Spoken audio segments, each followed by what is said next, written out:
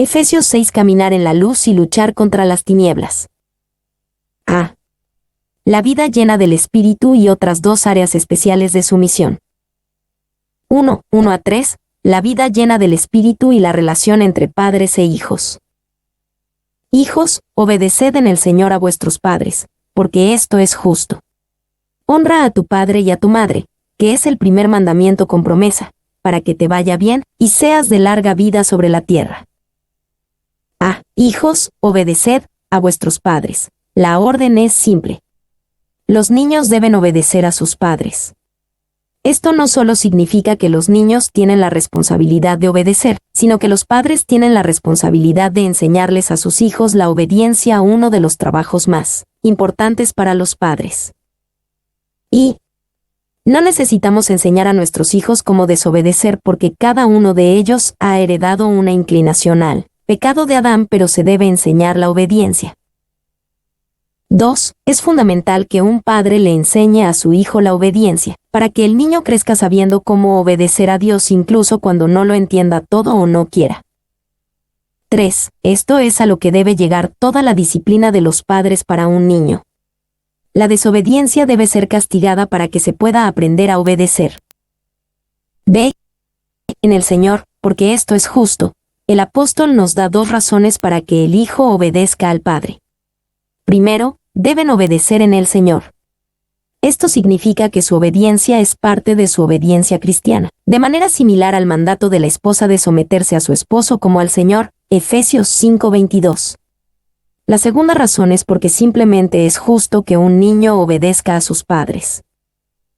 Y lo que significa dar honra a tu padre y a tu madre puede cambiar a medida que llegamos a la edad adulta, pero el principio siempre perdura.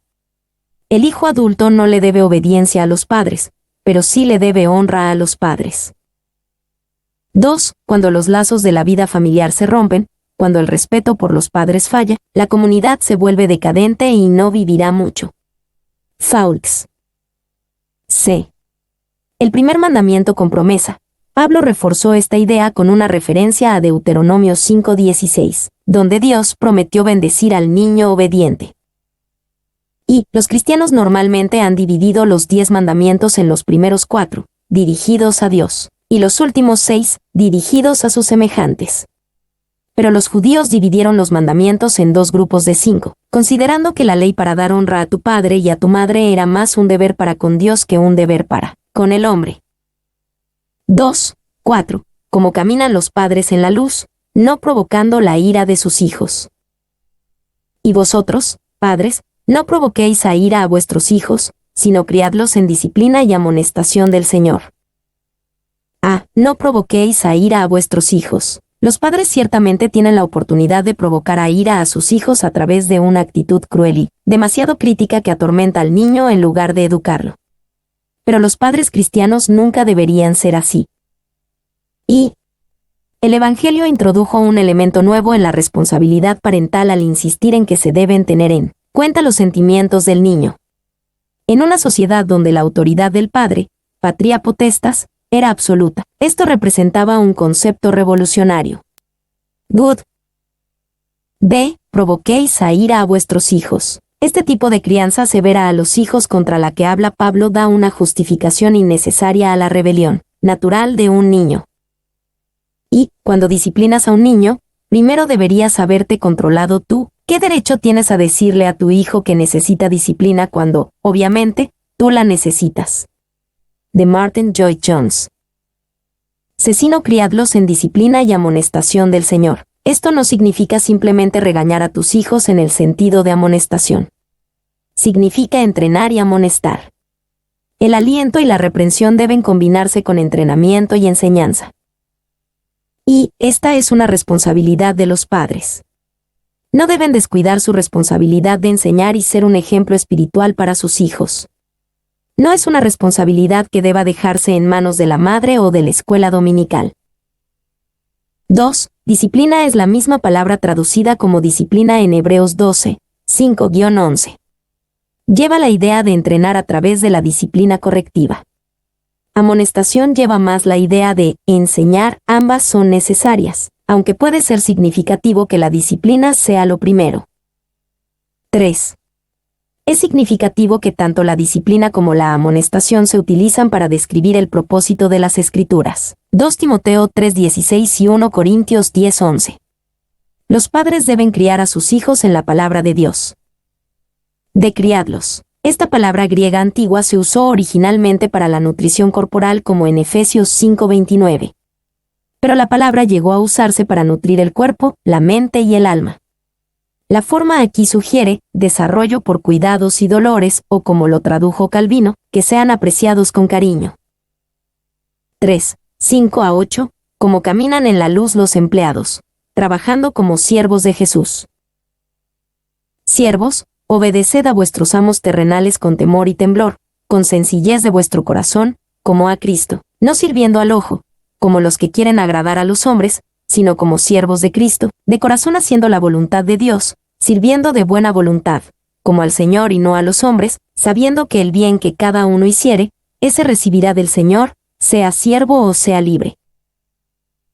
Siervos, obedeced, como a Cristo. Las palabras, como a Cristo, cambian toda nuestra perspectiva como trabajadores.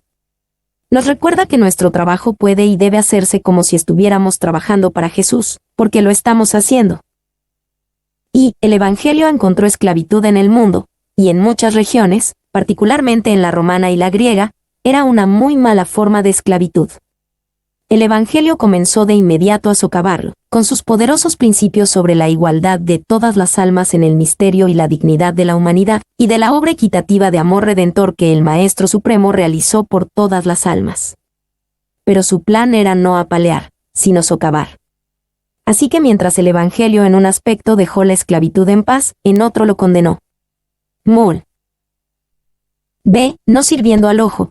No debemos de trabajar sirviendo al ojo, trabajar solo cuando el jefe está mirando, o como para agradar a los hombres, aquellos que solo se preocupan por complacer al hombre, sino con buena voluntad, una buena actitud, no quejándose, como al Señor y no a los hombres. Y, como al Señor significa que toda nuestra obra en realidad se hace para el Señor, no para el hombre. La gracia nos hace siervos de Dios mientras todavía somos siervos de los hombres. Nos capacita para hacer los negocios del cielo mientras nos ocupamos de los negocios de la tierra. Santifica los deberes comunes de la vida mostrándonos cómo cumplirlos a la luz del cielo. Spurgeon. Se haciendo la voluntad de Dios. En la cultura griega se despreciaba el trabajo manual y el objetivo del éxito era llegar al punto en el que nunca tuvieras que hacer ningún trabajo. No es así en el reino de Dios, donde el trabajo duro y el trabajo manual son honorables. Y debe decirse de todo cristiano que es un gran trabajador y le da a su empleador un día completo de trabajo por su salario. Hacer algo menos es robarle a su empleador. D. Ese recibirá del Señor, sea siervo o sea libre. Pablo relata una razón final para trabajar duro para el Señor. Dios nos regresará en la medida en que hayamos trabajado duro por los demás. No permitirá que nuestro arduo trabajo quede sin recompensa. Y esto se conecta a un principio interesante. Cuando las personas nacen de nuevo, su vida cambia y se vuelven trabajadores más duros y menos derrochadores, y por lo tanto son bendecidos y prosperan. Pero después de ser prósperos, a menudo permitimos que nuestro corazón se aleje de Dios. Luego Dios nos disciplina en tiempos difíciles y luego nos arrepentimos y luego el ciclo comienza de nuevo. Este no es un ciclo necesario, pero es común. 4. 9. Como caminan en la luz los empleadores, tratando bien a sus trabajadores. Y vosotros, amos, haced con ellos lo mismo, dejando las amenazas, sabiendo que el Señor de ellos y vuestro está en los cielos, y que para Él no hay acepción de personas. Y vosotros, amos, haced con ellos lo mismo. Se les dice a los amos que hagan con ellos lo mismo, sus empleados. Así como los siervos deben trabajar duro y honestamente para sus amos, los amos deben hacer lo mismo por los que trabajan para ellos. Y, así que el Evangelio deja su mensaje de obligación absolutamente equitativa, en Jesucristo, sobre el esclavo y sobre el dueño de esclavos. El principio hará su trabajo. No hay palabra de revolución. Mul. B. Dejando las amenazas. Los empleadores también deben renunciar a las amenazas y otras formas de trato severo. Hacen esto sabiendo que son empleados de su Maestro en el cielo y Él juzga sin tener en cuenta la riqueza o la posición. Ve luchar en contra de las tinieblas. 1:10. El llamado a estar firmes contra el diablo. Por lo demás, hermanos míos, fortaleceos en el Señor y en el poder de su fuerza.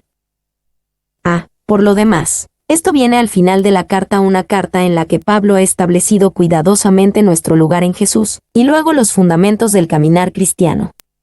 Esta es su última sección que trata sobre ese paseo. Para Pablo, escribir por lo demás aquí significa que habla a la luz de todo lo que ha dicho anteriormente. A la luz de todo lo que Dios ha hecho por ti. A la luz de la gloriosa posición que tienes como hijo de Dios. A la luz de su gran plan de las edades del que Dios te ha hecho parte. A la luz del plan para la madurez y el crecimiento cristianos que Él le da. A la luz de la conducta que Dios llama a cada creyente a vivir. A la luz de la llenura del Espíritu y nuestro andar en el Espíritu. A la luz de todo esto, hay una batalla que librar en la vida cristiana. Fortaleceos en el Señor y en el poder de su fuerza. Literalmente, Pablo escribió, fortaleceos a sí mismos en el Señor. Probablemente tomó la idea de 1 Samuel 30:6, donde se dice que David se fortaleció en Jehová su Dios. Y la enseñanza detallada de la guerra espiritual en este pasaje presenta dos componentes esenciales. Primero, fortaleceos en el Señor y en el poder de su fuerza. Luego, vestíos de toda la armadura de Dios. Los dos son esenciales, y muchas enseñanzas sobre la lucha cristiana descuidan el primero. Si tomas a un hombre débil que apenas puede mantenerse en pie y le pones la mejor armadura, seguirá siendo un soldado ineficaz. Será derrotado fácilmente. Por lo tanto, el equipamiento para el combate cristiano debe comenzar con el principio de fortaleceos en el Señor y en el poder de su fuerza. 2. Antes de que a un soldado se le dé un arma o se le muestre cómo disparar un misil, pasa por un entrenamiento básico. Un gran propósito del entrenamiento básico es desarrollar la fuerza física del recluta. Es como si el ejército dijera, soldado, te vamos a dar las mejores armas y armaduras posibles. Pero primero tenemos que asegurarnos de que seas fuerte y de que puedas usar lo que te damos. Y en el poder de su fuerza, esto muestra cómo obtener esta fuerza. Esto no sucede solo con decir las palabras. No es un encantamiento ni un hechizo. No puedes simplemente caminar diciendo, fortaleceos en el Señor y en el poder de su fuerza, una y otra vez hasta que suceda. Ese tipo de juegos mentales pueden lograr algo, pero ciertamente no fue lo que Pablo quiso decir aquí. Y fuerza es poder o fuerza inherente. Los grandes músculos de un hombre musculoso muestran su poder, incluso si no los usa. Es la reserva de fuerza. 2. Poder es el ejercicio del poder. Cuando el hombre musculoso usa su fuerza para doblar una barra de hierro, usa su poder. Significa que la reserva de fuerza está realmente en funcionamiento. 3. Dios tiene vastas reservas de fuerza que pueden ser usadas como poder en nuestra vida cristiana. Pero su fuerza no obra en mí mientras me siento pasivamente. Su poder trabaja en mí cuando confío en Él y salgo a actuar. Puedo confiar en Él y no actuar. Puedo actuar sin depender de Él. Pero ambos se quedan cortos. Debo confiar en su poder y luego actuar. 4. No es, yo hago todo y Dios no hace nada. No es, yo no hago nada y Dios hace todo. No se trata de, hago todo lo que puedo y Dios me ayuda con lo que no puedo. Cada uno de esos enfoques se queda corto. La clave es que yo confíe por fe en su poder y confíe en Él cada vez más y luego haga el trabajo. En su gran serie de sermones sobre este texto, de Martin Lloyd-Jones enumeró muchas formas en las que él cree que los cristianos desperdiciaban sus fuerzas. Era como si hubieran recibido algo de la fuerza disponible de Dios, pero simplemente se filtrara como agua en un balde lleno de agujeros. Estas son algunas de las cosas que Lloyd-Jones pensaba que debilitaban la fuerza del cristiano. Comprometerse con demasiadas obras o cosas espirituales. Demasiada conversación. Argumentos, debates, disputas. Pereza. Demasiado tiempo con la compañía equivocada. Demasiadas charlas tontas y bromas. amor por el dinero y la carrera. Un deseo de respetabilidad e imagen. Un yugo desigual con un incrédulo. Entretenimiento desagradable. Una actitud incorrecta hacia la palabra de Dios o dudar de ella. Tenemos que caminar al filo de la navaja en estos asuntos. No debe volverse extremo de un lado o del otro. Pero tienes que estar atento. Y, por supuesto, siempre puedes saber al examinarte a sí mismo si tu fuerza está aumentando o disminuyendo. Lloyd Jones. 2:11. El mandato de toda la armadura de Dios. Vestíos de toda la armadura de Dios, para que podáis estar firmes contra las acechanzas del diablo. Vestíos de toda la armadura de Dios. La armadura de Dios se explicará con más detalle en el siguiente pasaje, pero aquí el énfasis está en toda la armadura de Dios. Dios le da al creyente un equipo completo y nos envía a la batalla con todo lo que necesitamos a nuestra disposición. Y esta palabra griega antigua para armadura se usa solo en otro lugar del Nuevo Testamento. En Lucas 11, 21-22, Jesús habla del hombre fuerte que está totalmente armado, pero que es despojado de toda su armadura cuando llega a uno más fuerte y lo derrota. Sabemos que Jesús desarmó todos los principados y potestades. Colosenses 2:15. 2. Esta armadura es de Dios, tanto en el sentido de que proviene de Él como en el sentido de que es su armadura real. En el Antiguo Testamento, es el Señor quien usa la armadura. Isaías 59 horas y 17 minutos. Ahora comparte esa armadura con nosotros. Equipados con la armadura de Dios, no es de extrañar que seamos más que vencedores. Romanos 8:37. Para que podáis estar firmes contra las acechanzas del diablo. Expresamos la fuerza que tenemos en Dios al estar firmes contra las acechanzas del diablo. Los planes de Satanás contra nosotros se reducen a nada cuando nos enfrentamos a ellos en el poder de Dios. Y, está citando a Simpson, las tácticas de intimidación e insinuación se alternan en el plan de campaña de Satanás. Juega tanto al matón como al engañador. La fuerza y el fraude forman su principal ofensiva contra el campamento de los santos. 3:12. El hecho de la guerra espiritual. Porque no tenemos lucha contra sangre y carne, sino contra principados, contra potestades, contra los gobernadores de las tinieblas de este siglo, contra huestes espirituales de maldad en las regiones celestes. Porque no tenemos lucha contra sangre y carne, sino contra principados, contra potestades. Pablo no llamó al creyente a entrar en guerra espiritual. Simplemente lo anunció como un hecho: no tenemos lucha contra sangre y carne, sino, si luchamos, contra principados, etc. Estás en una batalla espiritual. Si ignoras ese hecho, probablemente no estés ganando la batalla. Porque no tenemos lucha contra sangre y carne. El hecho de que nuestra verdadera batalla no es contra sangre y carne es olvidado por muchos cristianos, que ponen todos sus esfuerzos en esa dirección. La idea de Pablo aquí es muy parecida a la de 2 Corintios 10, 3-4, pues aunque andamos en la carne, no militamos según la carne, porque las armas de nuestra milicia no son carnales, sino poderosas en Dios para la destrucción de fortalezas. Y Fawkes dice que una traducción más literal: la lucha contra la carne y la sangre no es para nosotros. Principados, contra potestades, contra los gobernadores de las tinieblas de este siglo, contra huestes espirituales de maldad en las regiones celestes. Pablo usó una variedad de términos para referirse a nuestros enemigos espirituales. Deberíamos considerarlos como pertenecientes a muchos niveles diferentes y de muchos rangos diferentes. Sin embargo, todos tienen un objetivo: derribar al cristiano de su lugar de firmeza.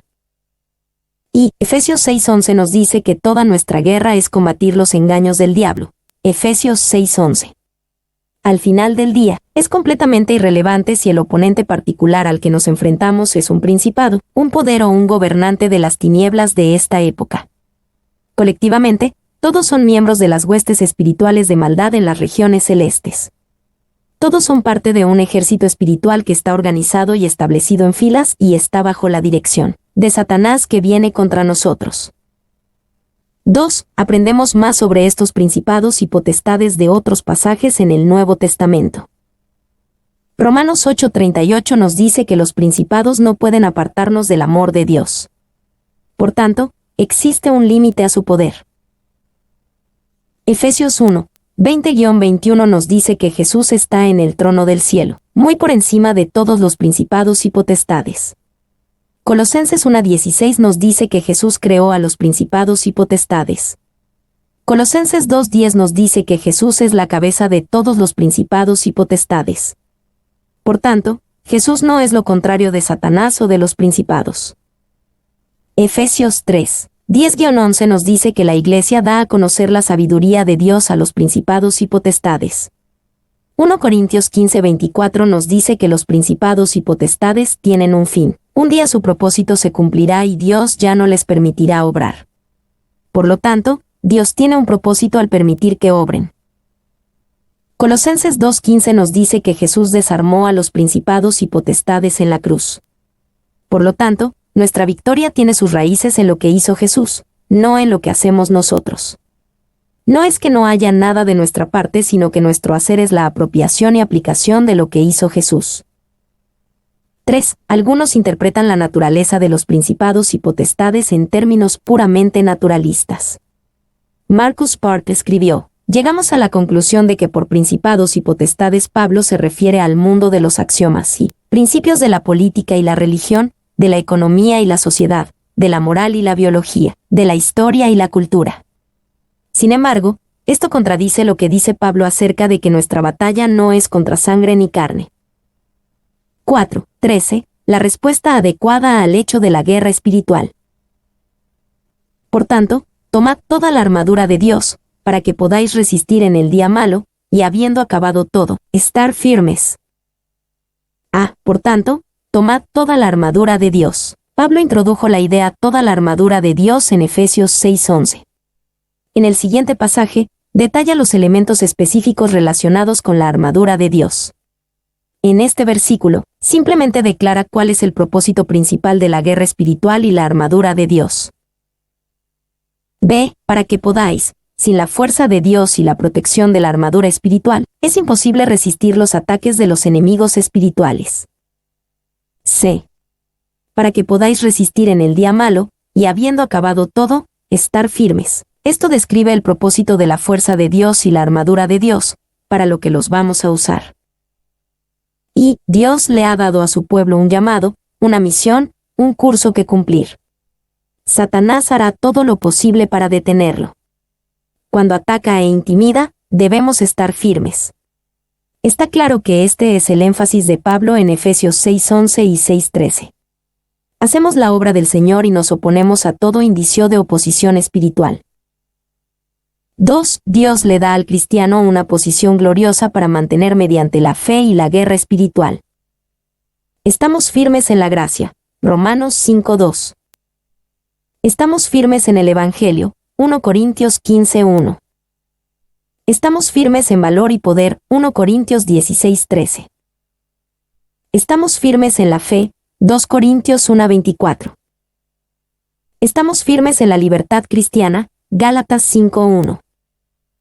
Estamos firmes en la unidad cristiana. Filipenses 1:27. Estamos firmes en el Señor. Filipenses 4:1. Deberíamos de estar firmes, perfectos y completos en la voluntad de Dios. Colosenses 4:12. 3. Considerándolo todo, hay muchas cosas ligadas por esa pequeña palabra. Firmes. Significa que vamos a ser atacados. Significa que no debemos tener miedo. Significa que no debemos de desanimarnos o caminar con los hombros caídos, no ser inseguros ni de doble ánimo en la batalla, no se permite la autocompasión. Significa que estamos alertas en nuestras posiciones. Significa que no nos rendimos, ni siquiera pensamos retirarnos. 5. 14-15, la armadura espiritual a tener. Estad, pues, firmes, ceñidos vuestros lomos con la verdad, y vestidos con la coraza de justicia, y calzados los pies con el apresto del Evangelio de la paz. Estad, pues, firmes. Solo podemos estar firmes cuando estamos equipados con la armadura que Dios nos ha dado en Jesucristo. Cada aspecto de esta armadura simbólica responde a una dinámica específica dentro de la vida cristiana que nos permite enfrentarnos al ataque espiritual. Y Pablo escribió esto mientras estaba bajo la custodia de soldados romanos. Era fácil para él mirar la armadura de sus guardias y ver cómo Dios ha equipado al creyente. 2. El orden en el que se describen las piezas de la armadura es el orden en el que normalmente se las pondría el soldado. B. Ceñidos vuestros lomos con la verdad. La verdad está simbólicamente representada como un cinturón que protege nuestro abdomen y sostiene nuestras prendas para que podamos luchar eficazmente. Y, estrictamente, el cinturón no es parte de la armadura, pero antes de que se pueda poner la armadura, se deben juntar las prendas que están debajo. 2. El soldado podría estar provisto con todas las demás partes de su equipo y, sin embargo, necesitar el cinturón, sin el cual no estaría completamente equipado ni armado de manera segura. Su cinturón no era un mero adorno del soldado, sino una parte esencial de su equipo. Era de especial utilidad para mantener otras partes en su lugar y para asegurar la actitud militar adecuada y la libertad de movimiento. Salmen 3. Cuando un hombre se sentaba y se relajaba, se quitaba el cinturón. Ponerse el cinturón preparaba para la acción, liberaba a uno para el movimiento y ponía al soldado en un estado de ánimo de batalla. Jesús comunicó la misma idea en Lucas 12, 35-36. 4. El cinturón de la verdad se pone sobre las creencias bíblicas de los cristianos en su conjunto, lo que otros pasajes llaman la fe. Mucha gente cree que la Iglesia nunca avanzará hasta que se quite el cinturón de la verdad, pero eso está completamente mal. Esto es parte de la armadura que debemos tener, que es un fundamento sobre el que vivir todo el tiempo, nuestro entendimiento y confianza en las doctrinas básicas de la fe. Sé vestidos con la coraza de justicia. La justicia se representa como una coraza que proporciona protección esencial para los órganos más vitales. No podemos luchar contra enemigos espirituales en nuestra propia justicia, así como un soldado no puede luchar eficazmente sin su coraza. Y esta no es nuestra propia justicia ganada, no es un sentimiento de justicia, sino una justicia recibida por la fe en Jesús.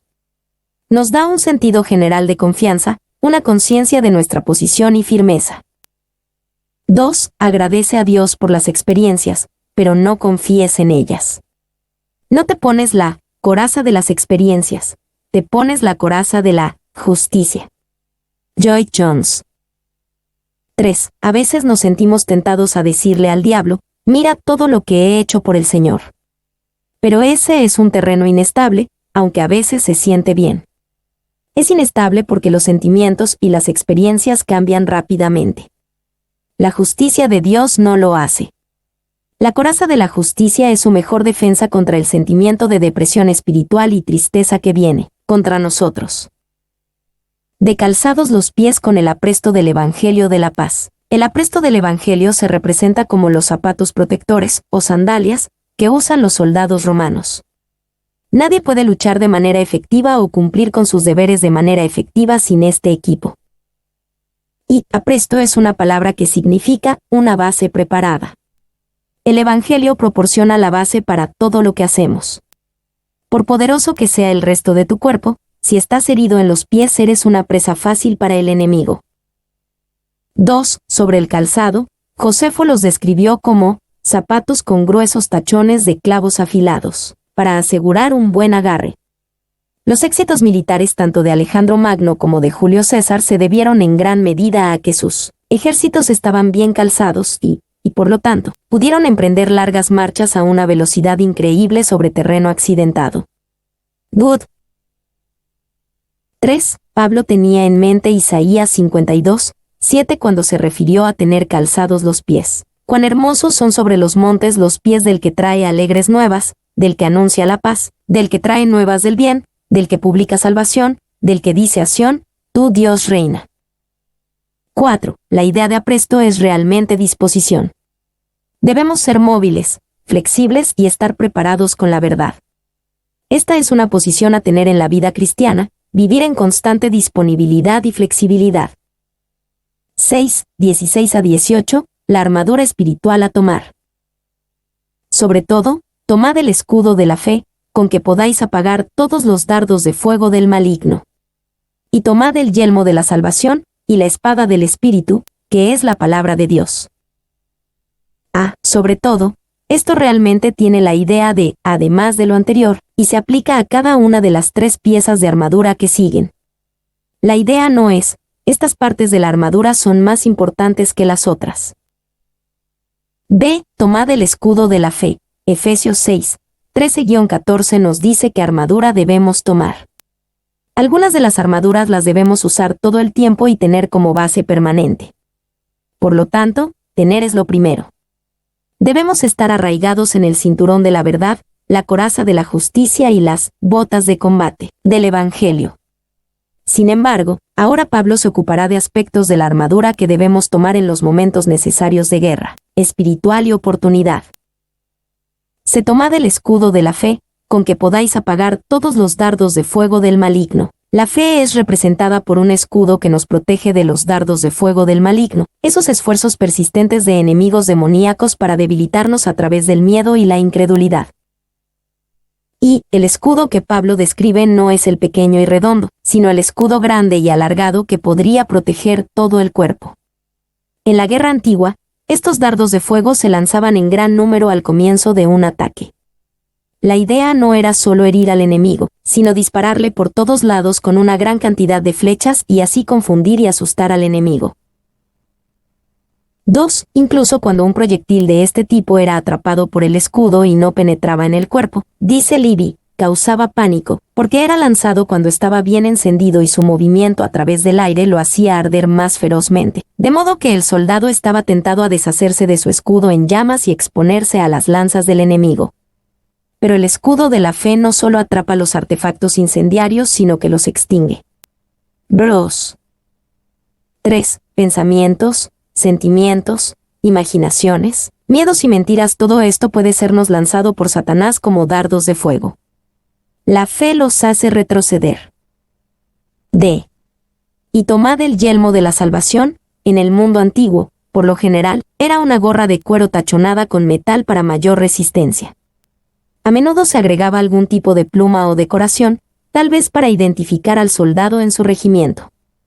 La salvación se representa como este tipo de yelmo, que protege una parte esencial del cuerpo. Un soldado sería tonto si fuera a la batalla sin su yelmo. Y 1 Tesalonicenses 5:8 habla del yelmo de la salvación en relación con la esperanza de salvación. El yelmo de la salvación nos protege contra el desánimo, contra el deseo de rendirnos, dándonos esperanza no solo en saber que somos salvos, sino en que seremos salvados. Es la seguridad de que Dios triunfará. 2. Una de las armas más eficaces de Satanás contra nosotros es el desánimo. Cuando estamos debidamente equipados con el yelmo de la salvación, es difícil permanecer desanimado. La espada del Espíritu, que es la palabra de Dios. La idea es que el Espíritu te proporciona una espada, y esa espada es la palabra de Dios. Para usar eficazmente la espada del Espíritu, no podemos considerar la Biblia como un libro de encantamientos mágicos ni atarnos una al cuello de la forma en que se dice que el ajo ahuyenta a los vampiros. Y, para usar eficazmente la espada, debemos considerarla como la palabra de Dios, que es la palabra de Dios. Si no confiamos en la inspiración de las Escrituras, que la espada realmente vino del Espíritu, entonces no la usaremos de manera efectiva. 2. Pero también debemos tomar la espada del Espíritu en el sentido de depender de que Él nos ayude a usarla. El Espíritu no solo nos dio las Escrituras, sino que también hace que cobren vida para nosotros, o que nosotros cobremos vida para ella, y nos equipa con la estocada correcta de la espada en el momento adecuado. 3. Piensa en un soldado o un gladiador en entrenamiento, practicando estocadas, movimientos y posiciones de espada. Ahora, debe practicarlos con anticipación, y si es un luchador superior y tiene un gran instinto de lucha, en el momento de la batalla recordará instantáneamente qué estocada, qué posición se adapta al momento preciso. Nunca podrá usar la estocada en la pelea si no la ha practicado primero, pero todavía necesita hacer el movimiento en el momento.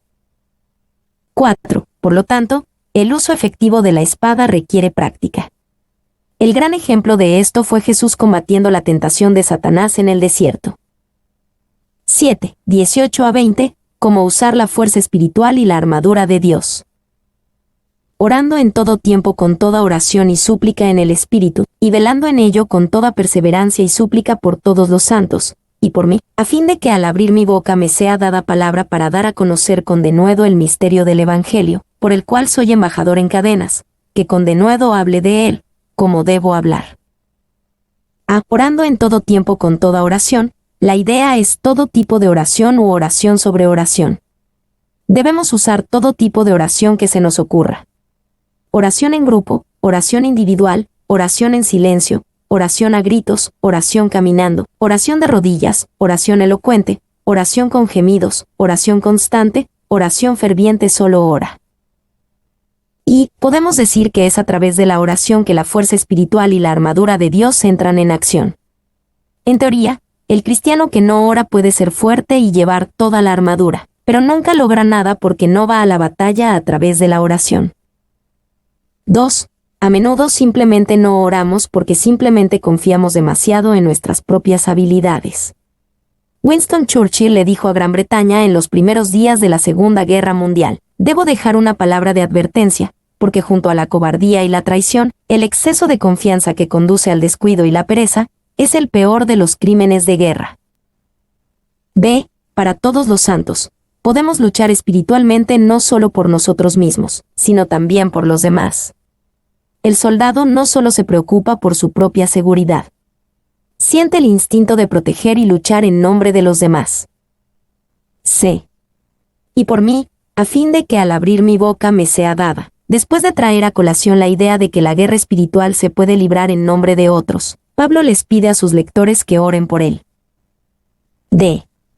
Para dar a conocer con denuedo el misterio del Evangelio, Pablo podría haber pedido oración por muchas cosas, pero quería que sus lectores oraran por esto. Probablemente tenía en mente su próxima defensa ante César. Y podríamos imaginarnos a Pablo pidiendo muchas cosas, como alivio de su encarcelamiento u otras comodidades. Pero su corazón y su mente estaban fijos en su responsabilidad como embajador del Evangelio.